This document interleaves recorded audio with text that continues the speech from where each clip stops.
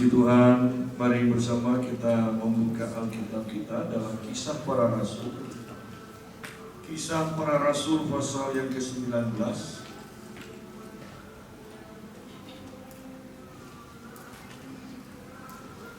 Ayat yang ke-11 mulai.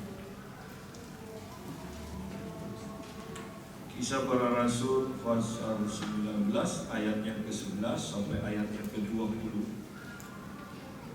Oleh Paulus, Allah mengadakan mujizat-mujizat yang luar biasa.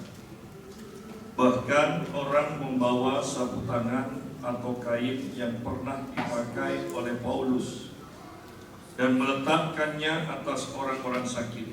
Maka lenyaplah penyakit mereka dan keluarlah roh-roh jahat.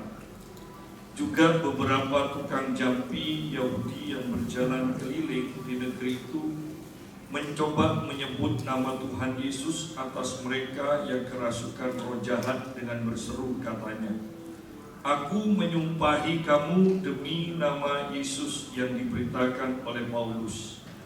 Mereka yang melakukan hal itu ialah 7 orang anak dari seorang imam kepala Yahudi yang bernama Skewa.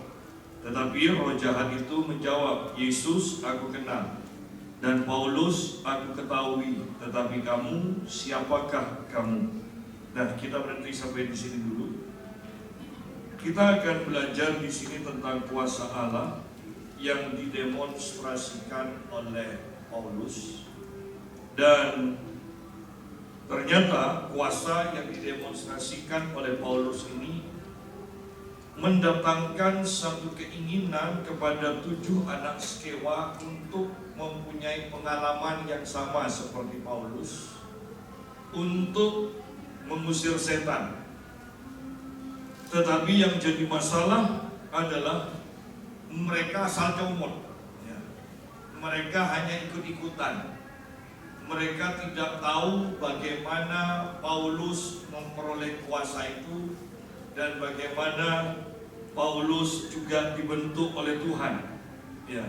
Bahwa perjalanan Paulus mengusir setan itu tidak hanya terjadi dalam waktu 1 hari 2 hari saja. Bahkan Paulus mengatakan dia itu menyendiri di padang gurun beberapa tahun, ya. Nah, di sini pada akhirnya dikatakan oleh Paulus, Allah mengadakan mujizat-mujizat yang luar biasa. Atau lebih mudah kita akan baca begini, Allah mengadakan mujizat-mujizat yang luar biasa melalui Paulus, ya. Itu lebih mudah dimengerti. Bahwa di sini kita tahu bahwa yang mengadakan mujizat itu bukan Paulus. Paulus hanya Allah, ya. Yang mengadakan mujizat itu adalah Allah. Paulus adalah Allah. Sehingga kita pun kemudian akan mengerti bahwa ketika kita pergi ke dokter, maka kita juga akan mudah mengerti melalui ayat ini bahwa Allah tetap yang menyembuhkan kita melalui dokter, ya. Bukan dokter yang menyembuhkan, bahkan semua dokter, tidak tahu kalau di Indonesia, kalau di negara lain semuanya mengakui bahwa mereka tidak bisa menyembuhkan. Mereka hanya menghilangkan gejala-gejalanya, ya. Itu menurut pengakuan mereka, ya.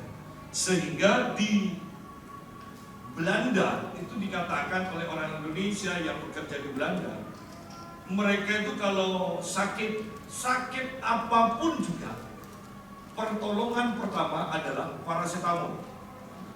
Sakit apa saja. Kalau di Indonesia kan enggak, kan? Sekali sakit pergi ke dokter, langsung berapa macam, ya.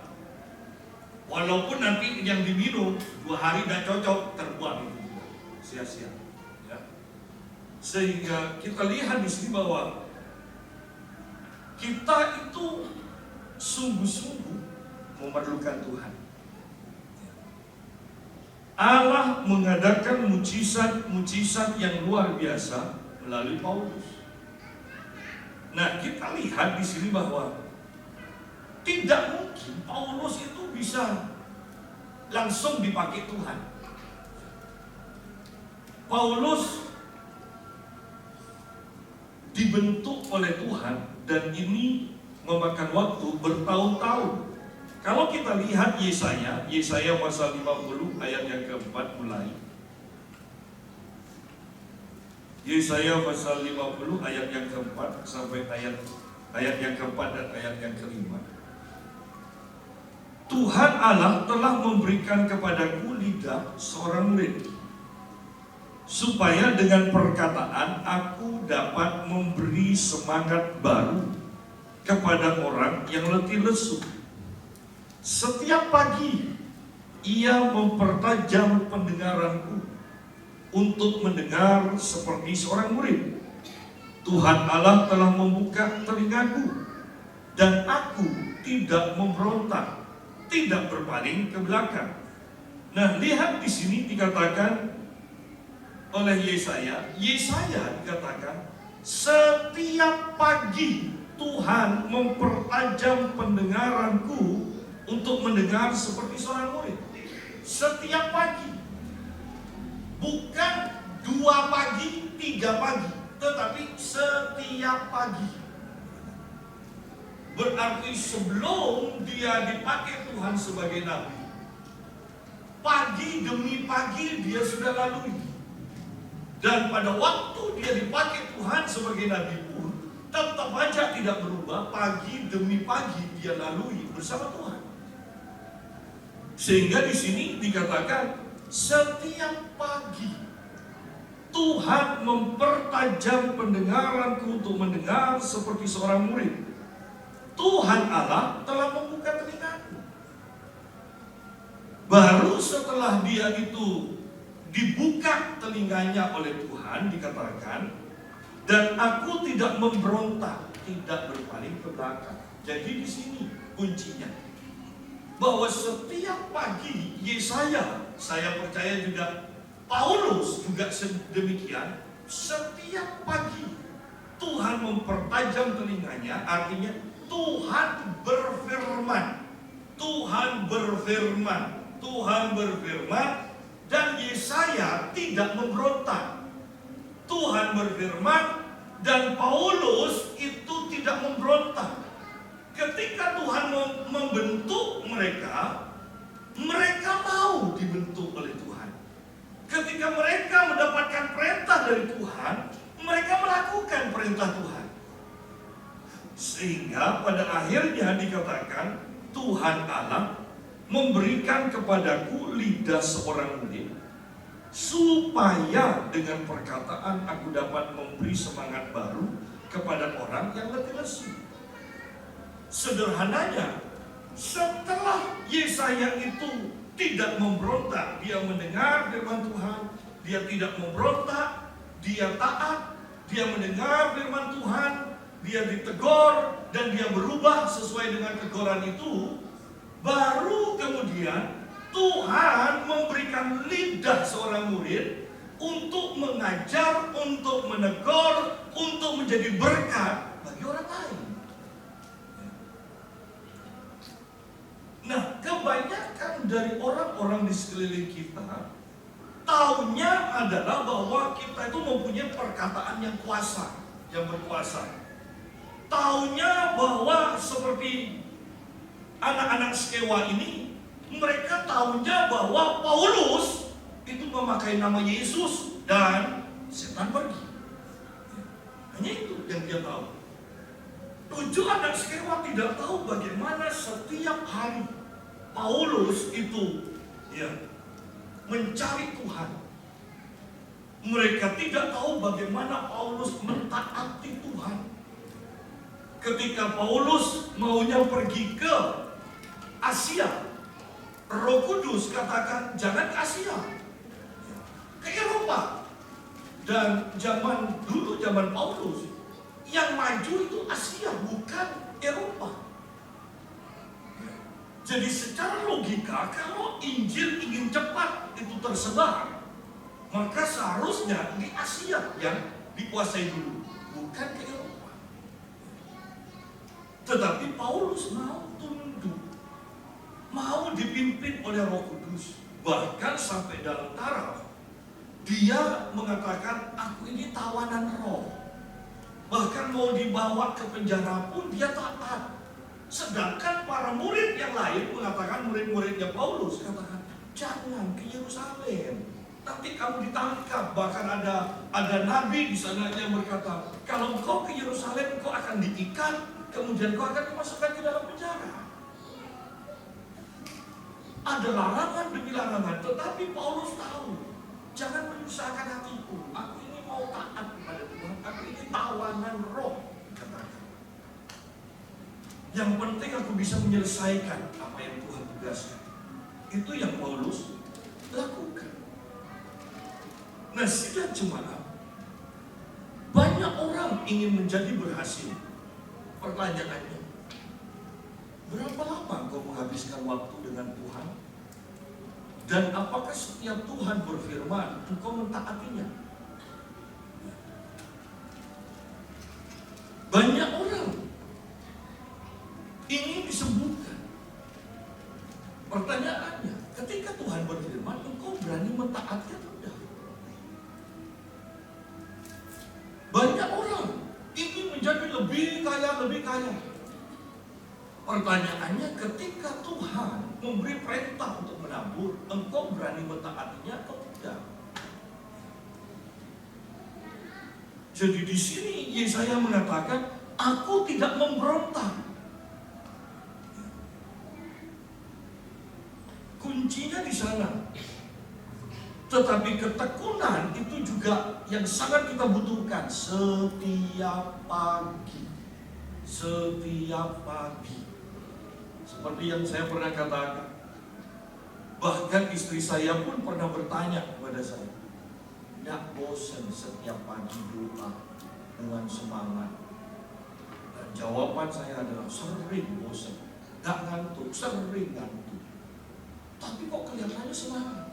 Coba perhatikan, kalau saya berdoa sambil jalan, sambil ngacung-ngacungkan tangan, suara saya teriak-teriak, berarti saya lagi ngantuk, lagi malas doa. Oh, begitu. Oh iya, kalau tidak begitu, kalau saya lagi malas doa, saya lagi ngantuk, Anda bisa bayangkan saya bangun tidur, kemudian saya senderan langsung, mata tidak buka, tetap tertutup karena mau doa, cari dinding, kemudian senderan, badan agak ditarik sedikit, apalagi kalau dikasih bantal sedikit kan, ya kemudian agak senderan. Anda ngerti maksud saya? Yang pernah doa ketiduran pasti ngerti, yang tidak pernah doa tidak ngerti. Sehingga saya harus memacu diri saya yang lupa. Jadi butuh ketekunan. Di sini dikatakan di dalam Yesaya ini, setiap pagi, bukan hanya satu pagi, setiap pagi. Setiap pagi Tuhan mempertajam pendengaran. Penting mendengar suara Tuhan setiap pagi, sehingga Anda tidak akan ragu-ragu ketika dalam keadaan masalah atau untuk mengatasi masalah Anda mendengar suara Tuhan. Tadi pagi saya sudah sampaikan, ketika saya mendoakan orang di Surabaya hari Kamis yang lalu, orang ini kelihatan sehat, bahkan ternyata dia adalah istri seorang hamba Tuhan. Dan ketika saya mengatakan semua mantra-mantra tenung yang diarahkan kepadamu, aku perintahkan pergi. Semua roh jahat yang ada di dalam kamarmu, aku perintahkan pergi. Dan selesai didoakan, setelah orang sebagian besar pulang, dia masih nunggu saya. Dia tanya, Bapak kok bisa tahu kalau saya di mantra-mantra? Saya hanya jawab, ya pokoknya tahu. Tiba-tiba muncul aja di dalam pikiran saya. Tiba-tiba saya melihat kamar yang sepertinya penuh dengan kegelapan. Dan ibu ini berkata, iya Pak, memang di samping saya itu subuh, dia tidak suka pada saya. saya sudah merasa dia itu pasti menyantet saya. Nah, lihat di sini, kalau kita tidak setiap pagi belajar mendengar suara Tuhan, maka ketika Tuhan hanya sekilas saja, waktu saya berdoa, sekilas saja, sekelebat kamar ibu ini dengan ibu ini di dalam kamarnya, dalam kegelapan itu, saya kan tidak bisa tahu Tuhan itu maksudnya ini apa. Apakah sungguh-sungguh ini dari Tuhan? Ketika saya berangkat ke Surabaya mau sampai ke tempat tujuan, seorang dokter ingin minta didoakan karena kliniknya setiap hari buka, tapi kata langganannya nutup. Bahkan Anda bisa bayangkan klinik dokter seminggu tidak ada pasien. Dan ketika saya diberi mapnya, saya lihat langsung terbuka di depan saya seorang pengemis di depan pintu sebelah kanan sedang jongkok duduk di pintu itu.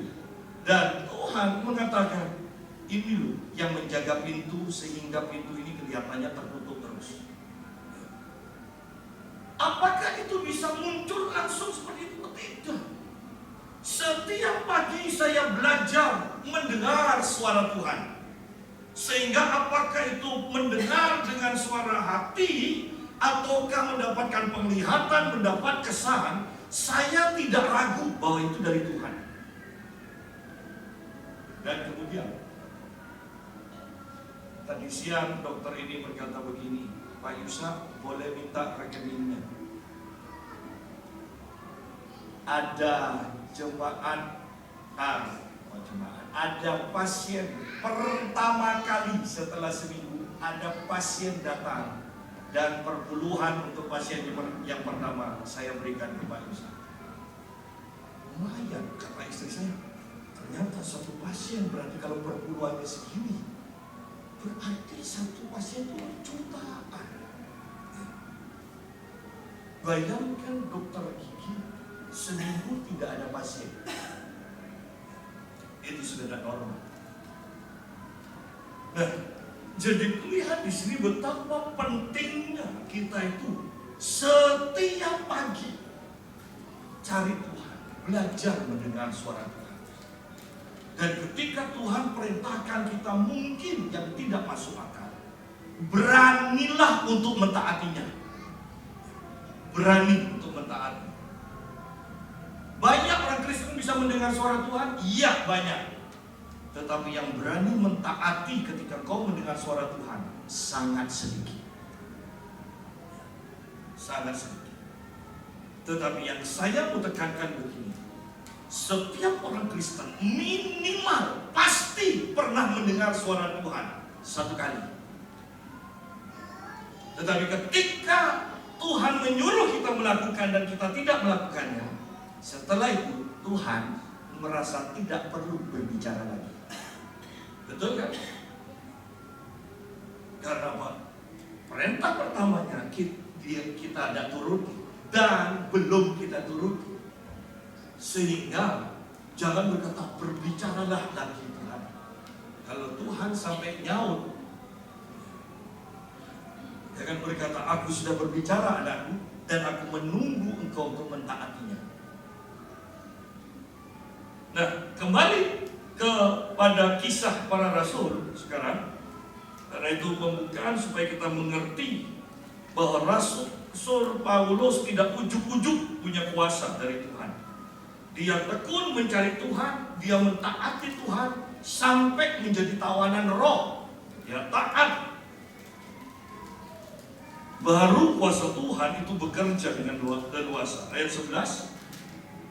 Allah mengadakan mujizat-mujizat yang luar biasa melalui Paulus. Nah, tanpa bosan, saya mau berkata begini. Kalau Allah melakukan mujizat melalui Paulus, alasan apa Sehingga banyak pendeta sekarang mengatakan mujizat tidak diperlukan. Sedangkan Paulus berkata begini, ikutilah teladanku, sebab aku pun mengikuti teladan Yesus. Yesus melakukan mujizat, Paulus mengikuti teladan Yesus melakukan mujizat, dan Paulus katakan ikutilah teladanku. Lalu kalau Paulus mengadakan mujizat dan dia berkata ikutilah teladanku, sedangkan banyak pendeta Kristen sekarang berkata mujizat tidak diperlukan lagi. Loh, pendeta-pendeta zaman sekarang berarti mengikuti teladannya siapa?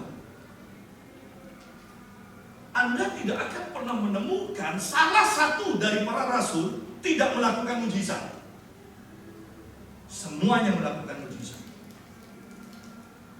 Dan Yesus katakan, muridkan mereka, ajarkanlah mereka apa yang aku lakukan. Loh, apa yang Yesus lakukan? Mengusir setan, menyembuhkan orang sakit, mengadakan mujizat. Itu yang Yesus lakukan. Itu harus diajarkan. Allah mengadakan mujizat-mujizat, berarti bukan hanya satu kali. Allah mengadakan mujizat-mujizat yang luar biasa melalui Paulus. Bahkan di sini dikatakan orang membawa sapu tangan atau kain yang pernah dipakai oleh Paulus dan meletakkannya atas orang-orang sakit, maka lenyaplah penyakit mereka dan keluarlah roh-roh jahat.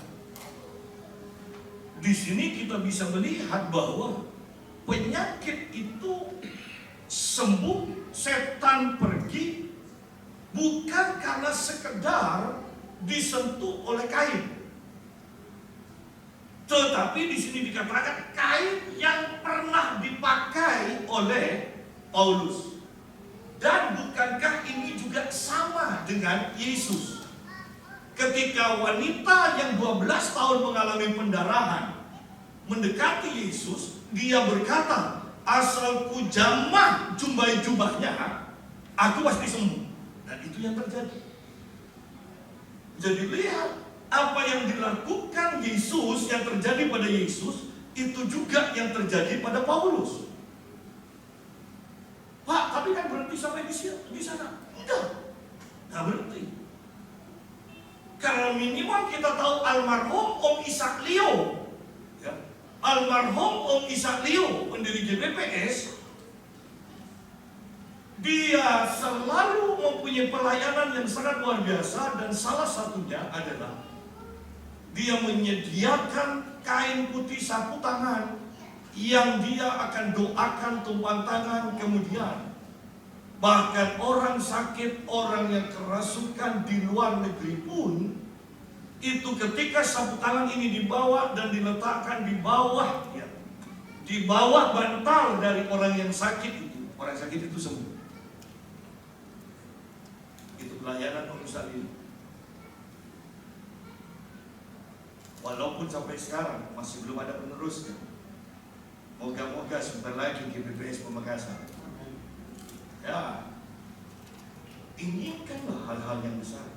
Kalau itu belum ada yang menginginkan, kan kita tidak dilarang untuk menginginkannya.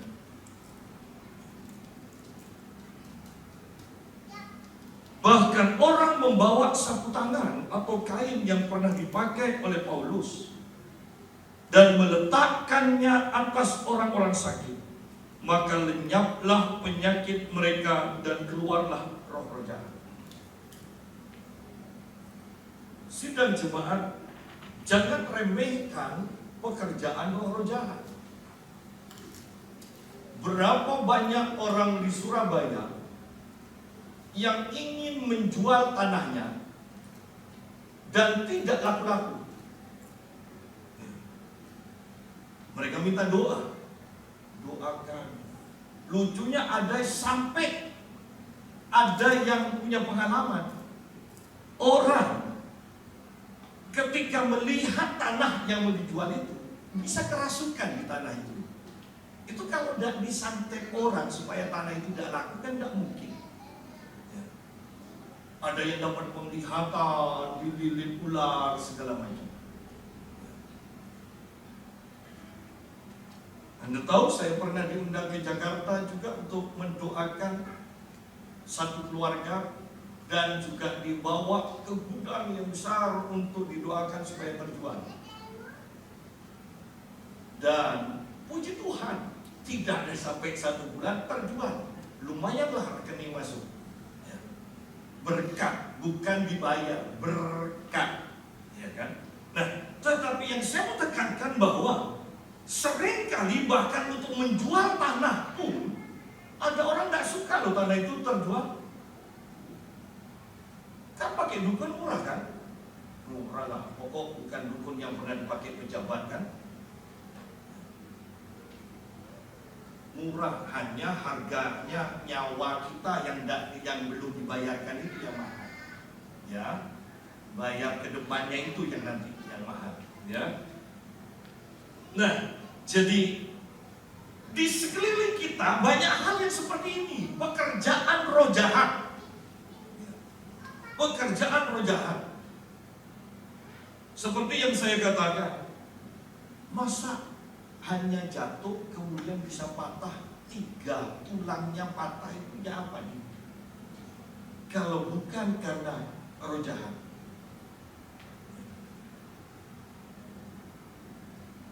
Ada satu yang tidak sampai 4, tapi di waktu yang hampir bersamaan ini 2 anggota 1 PD. Dikatakan tidak masuk akal. Orang saya hanya jalan biasa, dibilang kepleset udah, tapi kok seperti ada yang mendorong, tidak masuk akal. Dan orangnya tidak bisa dikatakan sudah tidak bisa melangkah. Orangnya masih sehat, pelayanan ke desa-desa juga. Tetapi inilah yang terjadi di sekitar kita. Yang kalau kita tidak membangun manusia roh kita, sehingga Tuhan mempercayakan kuasanya kepada kita, ingat kita tidak akan berdaya menghadapi hal yang seperti ini.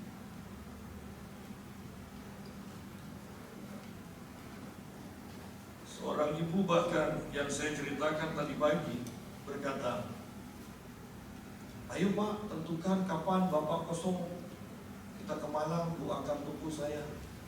Loh ibu tentukan aja, saya ini kan pendeta santai aja kan. Ya. Kalau memang cocok kita ada, saya ada pelayanan keluar kota, ya saya berangkat. Ya. Bukan untuk khotbah, hanya doakan tubuh. Kemudian yang pasti setelah doakan tubuh diajak makan, baru pulang. Tetapi kan lihat yang saya tekankan kembali, seandainya setiap hamba Tuhan mencari kuasa Tuhan dan bergerak di bidang mengusir setan seperti ini, bukankah tidak perlu mengundang hamba Tuhan dari Pamekasan kan jauh-jauh? Ibu ini dan 2 rekannya ketika nelpon saya mau pergi ke Pamekasan minta doa, saya katakan enggak, kok tidak tunggu aja. Saya di Surabaya nanti saya layani. Enggak Pak, ada apa-apa, jauh loh saya bilang. Saya kan tipe pendeta sungkanan kan, jauh. Ya. Saya bayangkan tapi dari Jogja sudah pernah sampai ke sini, dari Surabaya banyak, dari Samarinda pernah ke sini. Seandainya ada tol kan bagus ya. Karena banyak orang Surabaya juga seandainya ada tol Pak Yusa, saya jadi jemaatnya Pak Yusa. Itu kan sama kan, kalau ada tol Surabaya ke sini dengan Surabaya Timur ke Surabaya Barat kan sama waktunya kan. Berandai-andai dan menginginkannya, tidak ada yang mustahil kan bagi orang yang percaya. Oh, kita lihat ke depannya apa yang Tuhan akan kerjakan melalui kehidupan kita semua di sini. Ayat 13. Karena kedahsyatan yang Tuhan lakukan melalui Paulus, ada orang-orang ahli-ahli sihir yang mencoba mau meniru cara Paulus mengusir setan dengan nama Yesus. Tetapi yang lucu kita lihat di sini ayat 13, juga beberapa tukang jambi Yahudi yang berjalan keliling di negeri itu mencoba menyebut nama Tuhan Yesus atas mereka. Perhatikan kata ini, mencoba. Ini coba-coba ini, ya, berarti bukan dengan iman, ya, mencoba menyebut nama Tuhan Yesus atas mereka yang kerasukan roh jahat dengan berseru katanya, aku menyumpahi kamu demi nama Yesus yang diberitakan oleh Paulus. Lihat, mereka mencoba berarti tanpa iman. Perintahnya pun tidak alkitabiah, menyumpahi. Mana ada orang Kristen disuruh menyumpahi? Ya, tidak ada orang Kristen disuruh menyumpahi.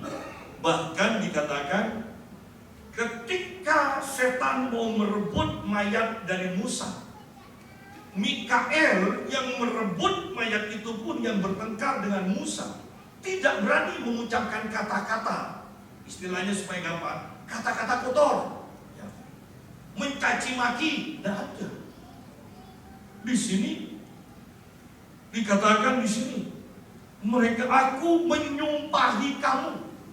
Ya, bayangkan itu, menyumpahi, setan menyumpahi orang pakai nama Yesus. Ya kan? Tapi ada juga orang Kristen kalau sudah marah, dalam nama Tuhan Yesus aku kutuk. Oh, itu ada, ya. Aku menyumpahi kamu demi nama Yesus. Demi nama Yesus. Sudah mencoba, kemudian kata-katanya tidak tepat, menyumpahi, ya. Kemudian bukan berdasarkan pengalamannya sendiri yang diberitakan Paulus, bukan Tuhan Yesusnya mereka, tapi Tuhan Yesusnya Paulus.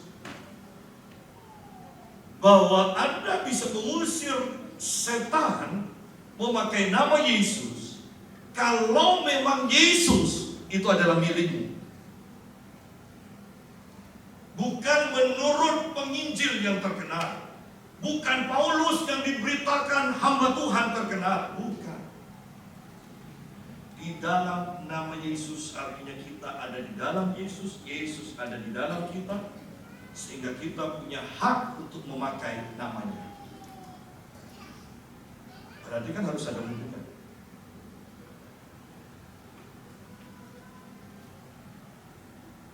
Jangan coba-coba mengusir setan. Jangan coba-coba. Yang ibu yang datang, salah satu ibu yang datang yang punya toko Nabi, dia katakan, saya sering dulu mendengar suara Bapak. Kemudian ketika saya katakan mungkin tokonya disantet, usir aja. Enggak lah. Saya walaupun bisa lihat kalau ada setan itu, saya takut usir. Lu kok bisa? Ya Mak, saya pernah nginep di satu hotel. Saya bisa lihat setannya duduk di depan saya, lihat saya pernah ada lihat Mak. Sampai nyalain, iya. Ya. Seharusnya kan diusir. Takut Mak. Jadi saya pernah ada lihat. Ya. Jangan berkata Anda juga punya pengalaman seperti itu, ya. Pura-pura tidak lihat.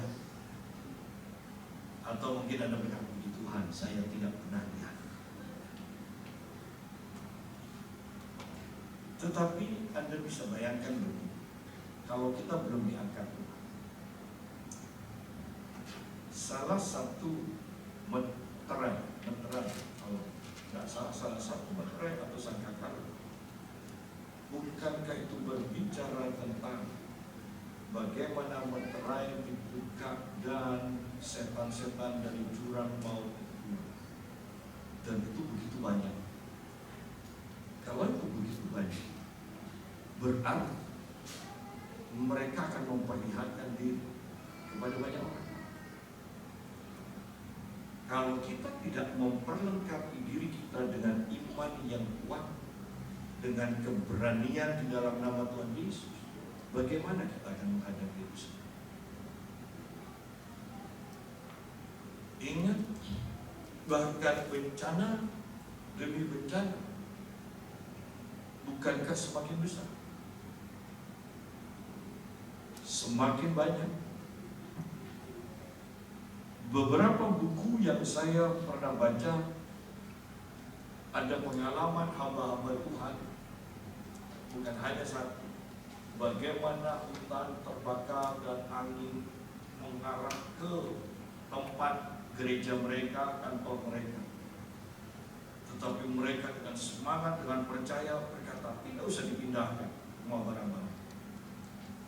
Dan mereka usir itu dalam nama Tuhan Yesus, dan tiba-tiba anginnya berubah arah sehingga gereja terselamat. Berarti di balik itu semua, bukankah ada kekuatan lain yang menggerakkan? Betapa perlunya kita itu sungguh-sungguh punya hubungan dengan Tuhan, membangun iman kita. Kita perlu itu.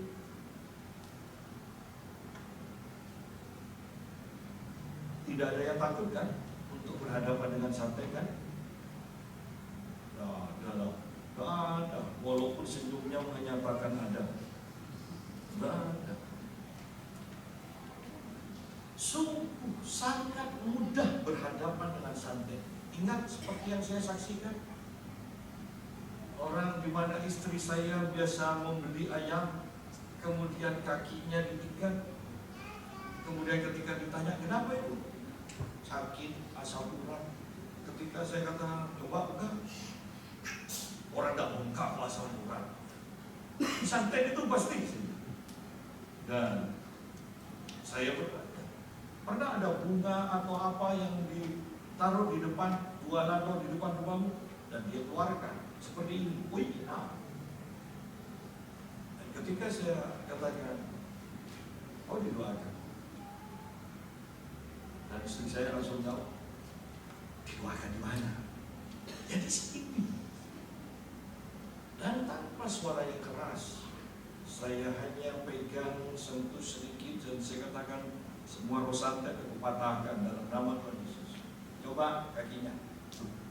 Oh iya, sakit. Paling enak itu berhadapan dengan roh jahat. Kalau sakit karena roh jahat, enak daripada sakit karena hidup tidak teratur, tidak tertib, ya kan? Asam urat itu agak repot, karena sembuh sekarang itu kumat lagi kalau mulut dan dijaga. Iya, ya. Kan orang kita ini kan orang Madura kan mau lihat apa aja TV, mau berita, mau sinetron, mau apa, camilannya tetap kacang. Itu tidak tergantikan itu. Itu walaupun sudah ditutup, berhenti, tapi masih ada di samping, nanti dibuka lagi. Lebih enak berhadapan dengan penyakit karena roh jahat atau bahkan santet sekali. Ya, itu diusir dan kembali lagi. Ya, jadi jangan takut. Saya berdoa supaya Anda sekalian pernah berhadapan dengan santet.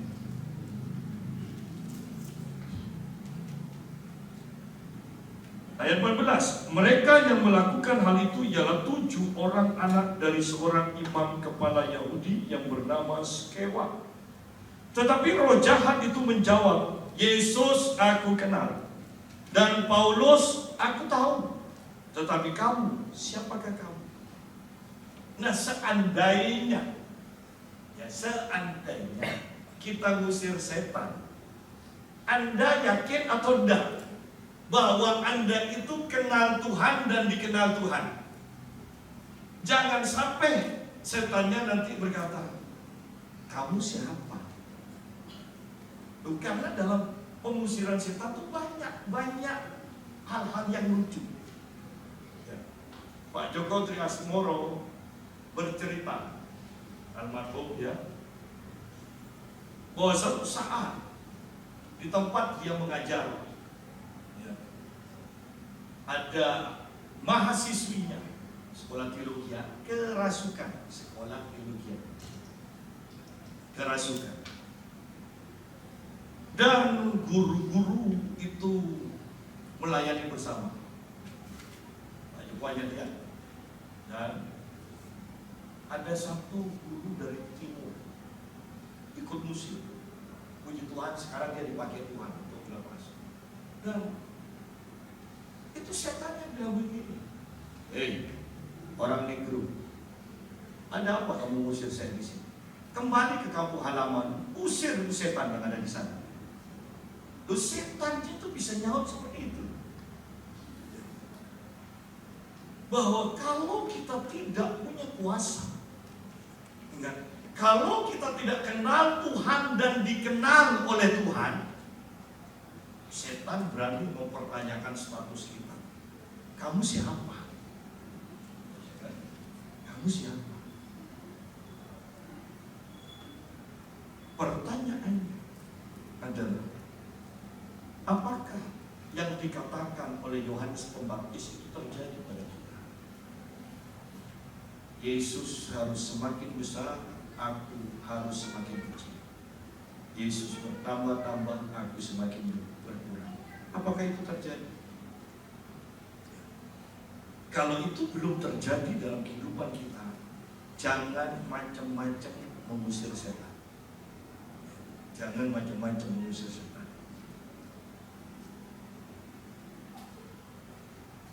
Apalagi kalau setannya, yang paling repot itu kan kalau setannya masuk ke alam mimpi kan. Oh, sering kali kalau di alam mimpi itu kita tidak berdaya, gitu kan? Oh, itu bukan ketindihan. Sering kali orang yang mengalami itu sadar kok sebelum ketindihan, dia sadar kok ada seperti makhluk kan yang terbang. Saya pernah mengalami sebelum sekolah Alkitab, supaya Anda tidak berprasangka buruk pada saya jelaskan. Sebelum sekolah Alkitab, wah, Anda ingat kan dulu di sana ada balkon itu untuk tempat tidur saya dan kakak saya. Itu di jendela sana barat sama timur itu ada jendela. Saya tidur, saya bangun lihat, ada kerang besar di jendela. Tahu loncat ke saya. Dan saya mau nyebut nama Yesus, tidak bisa, itu sudah tidak keluar. Oleh karena itu saya katakan, kalau sudah masuk ke alam mimpi, oleh karena itu minta perlindungan dari Yesus supaya alam mimpimu tidak bisa dimasuki roh jahat. Itu membuat kita sepertinya tidak berdaya kalau sudah di alam mimpi. Jadi ini seluk-beluk mengusir setan, pengalaman dengan setan, supaya Anda tidak kaget dan supaya Anda rindu untuk mengalaminya.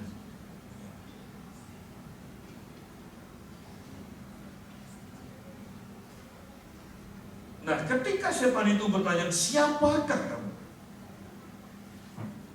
Kemudian orang yang dirasuk roh jahat itu menerjang mereka dan menggagahi mereka semua 7. Ya. 7 dikeroyok 1. Oh, tidak tepat ya.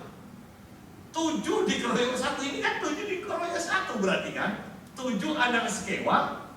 Mereka semua dikatakan dan menggagahi mereka semua. 7 orang digagahi 1 orang.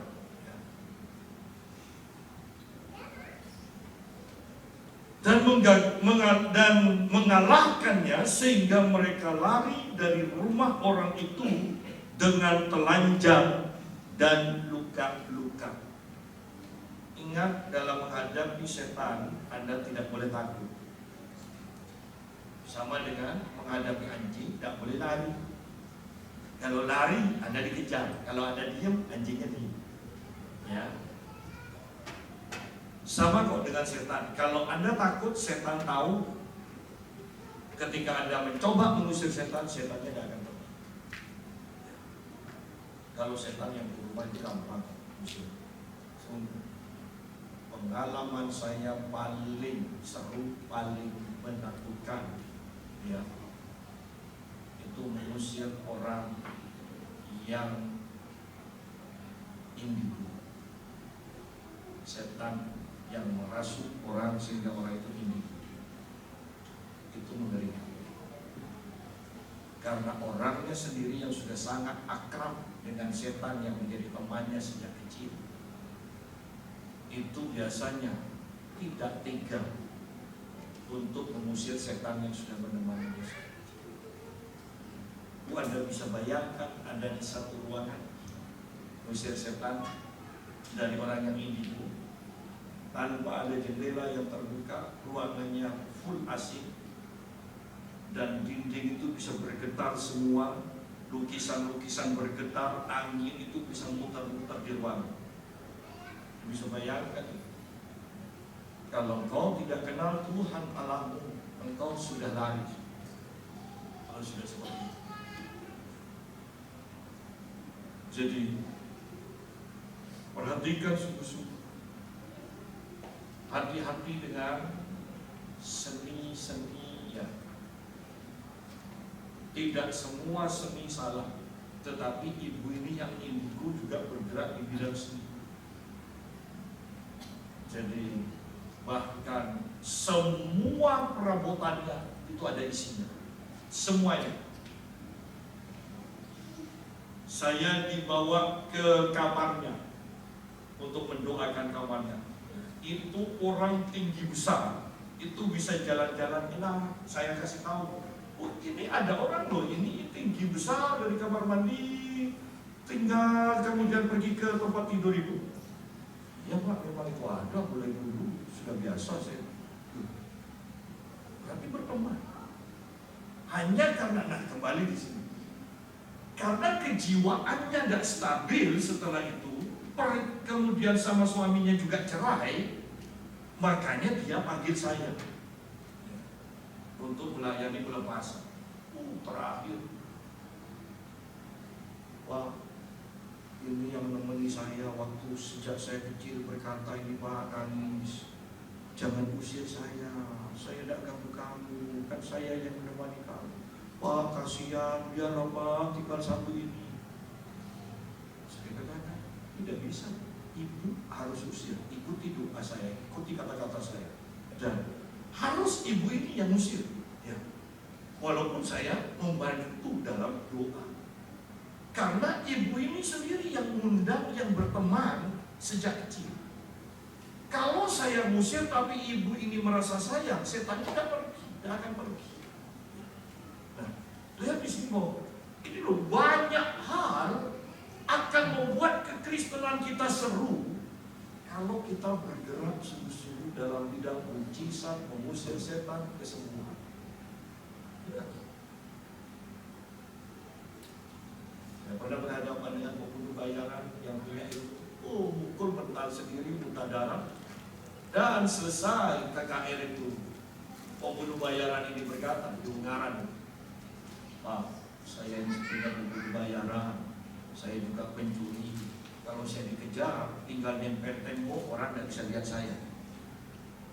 Tadi saya mau pukul bapak, tahu-tahu kok saya sendiri yang mentah. Itu para asal takut loh, karena keluar darah kan kelihatannya tidak bernafas. Sehingga bukan mereka yang melayani, mereka panggil saya, Pak Yusa, bangunkan. Dan dia katakan, ini Pak, tidak ada, sambil gayanya dia bilang, tidak ada, sudah Pak. Ya. Saya punya pengalaman orang bencong didoakan setelah manifest selesai, kemudian suaranya menjadi gagah. Ya. Jadi banyak hal yang tidak masuk akal. Bukankah pengalaman-pengalaman itu akan membuat kita semakin bergairah ikut Tuhan? Untuk apa ikut Tuhan tapi tidak punya pengalaman? Itu sama aja dengan orang latihan terus tapi tidak pernah ikut pertandingan. Kekristenan sama. Anda harus setiap pagi mencari wajah Tuhan. Anda mentaati Tuhan, dan kemudian Tuhan bisa bekerja melalui hidup. Saya tadi melihat di medsos luar biasa.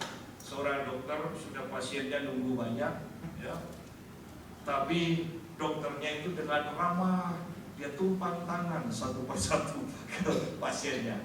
Katanya setelah itu baru praktik nanti, ya, baru panggilan nomor 1, nomor 2, ya. Tapi sebelumnya tumpang tangan. Seharusnya orang Kristen mulai bangkit. Ayat yang ke-17, hal itu diketahui oleh seluruh penduduk Efesus, baik orang Yahudi maupun orang Yunani. Maka ketakutanlah mereka semua, dan makin masyhurlah nama Tuhan Yesus. Lihat di sini, semua orang tahu kejadian. Kejadian 7 anak Skewa ini mengusir roh jahat dan gagal dengan memakai nama Yesus. Tetapi kok bisa dikatakan makin masyhurlah nama Tuhan Yesus? Berarti kan bukan satu kejadian ini yang orang-orang sekitar itu ketahui. Mereka tahu bagaimana Paulus mengusir setan, dan setan pergi ketika Paulus yang mengusir setan itu dalam nama Yesus. Dan mereka juga tahu ketika 7 anak Skewa ini meniru Paulus mengusir setan pakai nama Yesus, dan 7 anak Skewa ini gagal, bahkan dipermalukan oleh setan. Sehingga di sanalah menjadi berita bagaimana nama Yesus itu luar biasa kalau dipakai oleh orang yang sudah menundukkan diri kepada Yesus, bukan kepada orang sembarangan.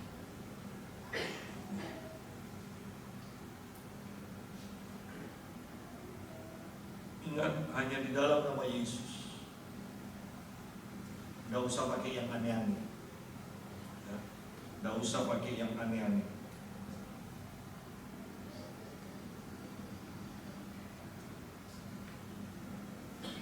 Ayat 18, banyak di antara mereka yang telah menjadi percaya datang dan mengaku di muka umum bahwa mereka pernah turut melakukan perbuatan-perbuatan seperti itu. Lihat di sini bahwa ketika berita ini kedengaran diketahui oleh banyak orang yang tertemplak, mereka bertobat, mereka mengaku bahwa mereka juga melakukan kesalahan yang sama. Mereka mengaku dosa-dosanya. Banyak juga di antara mereka yang pernah melakukan sihir, mengumpulkan kitab-kitabnya lalu membakarnya di depan mata semua orang. Nilai kitab-kitab itu ditaksir 50.000 uang perak. Lihat di sini bahwa ketika kita bertobat, ada harga yang harus dibayar.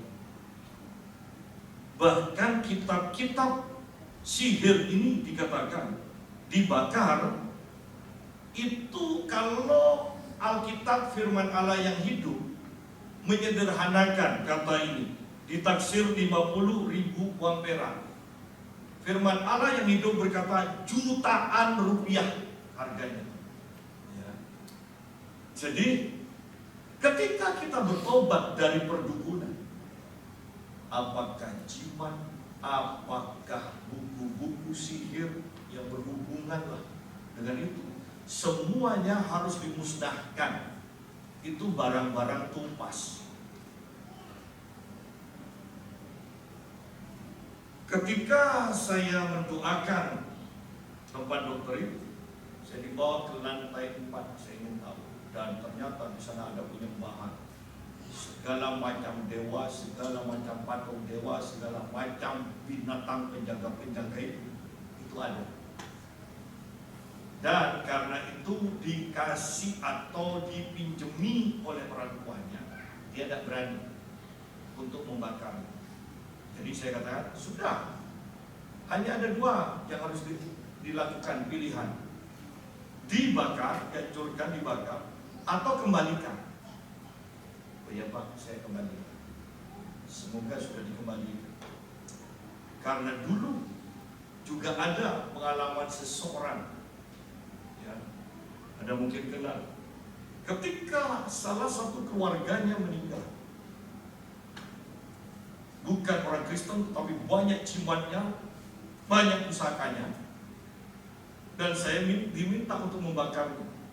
Tetapi ada satu barang, satu tombak yang dia bilang, ini jangan dimusnahkan. Karena sebelum saudara saya meninggal, ini sudah dipesan oleh saudara saya untuk dipelihara oleh ponakannya. Ada di Sumeneb. Oh ya sudah, ada apa-apa. Dan tidak lama kemudian saya juga mendengar ponakannya meninggal. Katanya istilah ini di sini tidak cocok istilahnya. Tetapi itu barang tumpas yang memang akan menyebabkan kita mengalami banyak hal yang tidak diinginkan, bahkan nyawa kita. Itu barang tumpas. Jadi jangan sayang kalau menemukan barang tumpas itu kemudian kita kan lebih baik dijual. Jangan, kalau memang barang tumpas itu harus memang kita harus bayar harga. Ya. Nah di sini dikatakan itu dibakar. Banyak juga di antara mereka yang pernah melakukan sihir, mengumpulkan kitab-kitabnya lalu membakarnya di depan mata semua orang. Nilai kitab-kitab itu ditaksir 50.000 uang perak. Mahal, iya, tetapi harus dimusnahkan, bayar harga. Ya.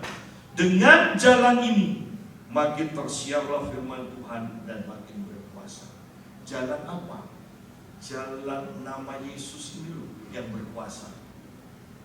Nama Yesus, demonstrasi dengan nama Tuhan Yesus yang mendatangkan kelepasan, yang mendatangkan pertobatan, itu membuat firman Tuhan makin berkuasa. Luar biasa. Makin tersiarlah firman Tuhan dan makin berkuasa. Makin tersiar dan makin berkuasa. Bahwa ketika setan diusir, maka firman Tuhan akan bekerja lebih luar biasa. Ketika setan diusir. Oleh karena itu kadang kalau memang atmosfer di rumah kita pun itu membuat kita berat untuk berdoa, padahal kita ingin berdoa. Yang pertama harus Anda lakukan, usir. Pokoknya ada yang ada di kepala Anda. Setan mau mantra, mau tenung, setan yang membuat saya suam, yang membuat saya malas berdoa, usir aja. Ya. Anda akan tahu nanti tiba-tiba atmosfer itu akan berubah. Ya. Belajar di sana, coba lakukan dan Anda akan bergairah. Tetap jangan takut ketika ada ya, orang yang butuh didoakan. Praktek. Jangan langsung tindak saya. Praktek dulu. Kalau sudah diusir 2 jam tidak keluar, silahkan panggil saya. Ya. Tapi kalau baru 5 menit, 10 menit, sudahlah, tenang, tunggu aja setan itu pasti keluar. Ya. Pasti keluar. Jadi saya berharap, saya berdoa supaya Anda semua mempunyai pengalaman dengan Tuhan dan Anda akan semakin mengejar Tuhan dan orang-orang diberkati melalui kehidupan kita semua. Mari kita berdoa.